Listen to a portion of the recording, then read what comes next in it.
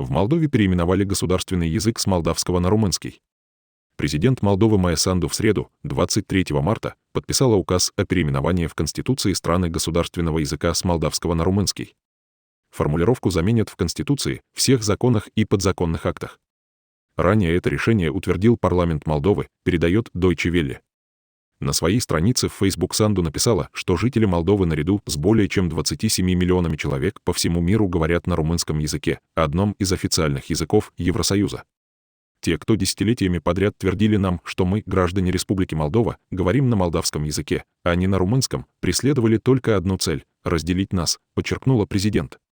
Споры о том, является ли молдавский отдельным языком или другим названием румынского, не утихали в стране со времени обретения независимости.